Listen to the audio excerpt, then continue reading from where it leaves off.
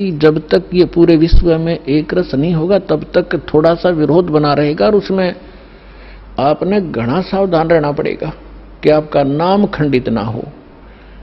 Value है, कहते हैं परमात्मा कहते हैं, जैसे माता गर्भ को रखे यतन बनाए और ठेस लगे तो छन हो तेरी, ऐसे भक्ति जाए। अब भक्ति का मिलना यह बड़ी कठिन, और मिलने के बाद फिर वो उसको सुरक्षित रखना वो एक बहुत बड़ी बात है। जब तक परिपक्व नहीं हुई तो फिर फायदा क्या उसका।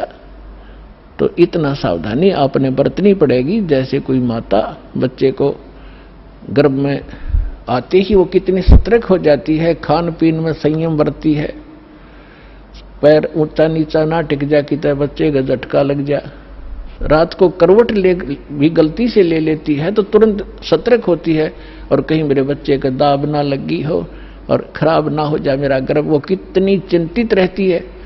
तो आप जी ने इस भक्ति का जो लाल है इतनी सावधानी से परिपक्व करना पड़ेगा, तब आपको सफलता होगी।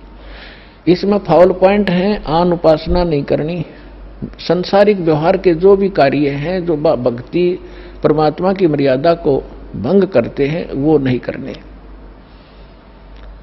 और फिर आप सफल हो जाओगे। तो अभी थोड़ी सी कठिनाई आपको चल रही है, घर घर में विरोध चल रहा है। पति ने नाम ले दिया, पत्नी नहीं मानती, मैं तो सारी पूजा करूंगी, तो कैसे ऐसा क्या कर रहा है। पत्नी ने ले लिया तो पति दुखी करता है। तो धीरे धीरे ज्ञान से क्या होगा, ये ज्ञान ऐसा है कि आप घर पे चलाओगे और बच्चों पर भी असर करेगा, ना सुनेंगे तो भी कक्ष में सोए हुए व्यक्तियों पर भी ये वाणी असर करेगी। जैसे गारुड़ का मंत्र अचेत हुए उस सर्प के डसे हुए व्यक्ति पर जो सुन भी नहीं रहा, समझ भी नहीं रहा, और उसके ऊपर भी वो मंत्र बोल बोल कर उसके विष को उतार कर सचेत कर देता है। और ये तो परमात्मा की वाणी सब सिद्ध है। ये तो अपने पशु पक्षियों के ऊपर भी ये वाणी जा रही है, उनको भी, उनके भी पाप डाउन हो रहे हैं। ठीक है, उनके पाप गणे हैं इसलिए पशु योनि मिली, तो वो पाप घटते रहेंगे। जैसे कपड़ा किसी का ज्यादा मैला है, हो गया है, मैल हो गया है, तो वो कई बार साबुन लगाने से स्वच्छ होगा, उज्जवल हो जाएगा, और जिसका थोड़ा मैला है एक दो बार साबुन लगाने से उज्जवल हो जाता है।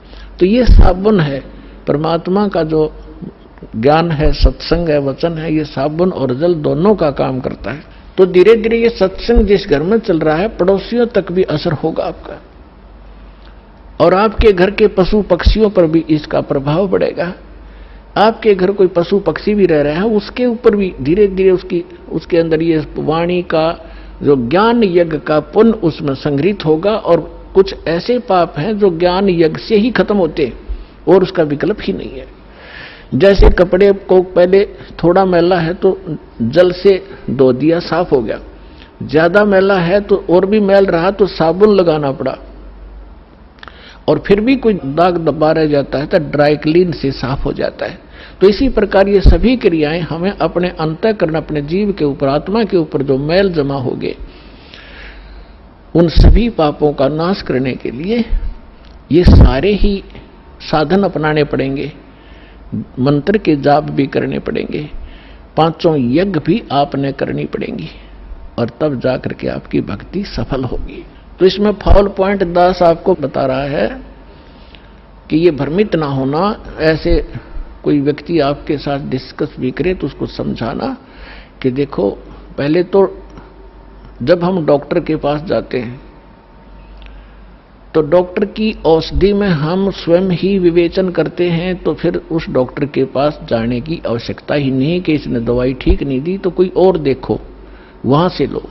तो इसी प्रकार सबसे पहले तो ये देखो, ये ज्ञान आज तक ना किसी ने सुना और ना सुनाया, किसी के पास था ही नहीं, और जिन महापुरुषों के पास था उनको प्रतिबंध कर दिया था, मालिक ने प्रतिज्ञा करा दी थी कि अभी इसको डिस्क्लोज ना करना। तो महापुरुष थे, वो अपनी अमृतवाणी में बोल के सारा कुछ लिख गए, एफिडेविट बना गए, कबीर इज गॉड, ये वो फाइनल कर गए थे वो महापुरुष, जिनके दास बार बार उनके शुभ नाम आपको सुनाता है। और फिर हमारे सदग्रंथ उसी का प्रमाणित करते हैं कि कबीर इज गॉड। तो फिर ये क्लियर हो गया कि आज तक कोई हमें यही निर्णय नहीं करके बताया कि भगवान कौन है और कैसा है। अब जैसे रामकृष्ण को और विष्णु जी को, शंकर जी को भगवान मानने वाले, उनसे अगर हम पूछा करते थे कभी, वो कहता मैं समाधि लगाता हूं, भगवान देखा आपने? भगवान दिखता थोड़ा ही है, वो तो निराकार है। अरे ये विष्णु ब्रह्मा जी की मूर्ति रख रखी, ये क्या फिर? तो हमारा निराधार ज्ञान था, बेसलेस था, हम डामाडोल थे, स्थिर नहीं थे। और इसी प्रकार ये राधा स्वामी किसी ने पूछ लो या किसी महर्षि ने पूछ लो, अभी तक जिनके विचार रहे हैं, परमात्मा तो निराकार है, साकार आता जब रामकृष्ण रूप बन जाता फिर निराकार हो जाता है। तो खाक ज्ञान था इनको। वेद बताते हैं कि वो परमात्मा सशरीर है, मनुष्य दृश्य है, ऊपर सिंहासन पर विराजमान है और उसके सिर पर मुकुट है। ये तो वेद बताते हैं, राजा की तरह बैठा। और यही वो संत बताते हैं जिनको भगवान ने जिन आंखों देखा वहां पर। तो फिर इसमें कोई डाउट नहीं रहा कि हु इज गॉड और कैसा है वो भगवान। तो ये सारे कंसेप्ट क्लियर इस दास न करे, आज तक किसी ने नहीं किए। तो इसी प्रकार इस साधना पर भी विश्वास करना, किसी से डगमग ना होना, क्योंकि काल ने अपने एजेंट छोड़ रखे हैं, वो अपने कर्म बिगाड़े हैं, तो वो भी भगवान के बच्चे पर भ्रमित है, उस काल से प्रेरित है। उनका दुर्भाग्य है कि वो अशुभ काम पर लगे हैं।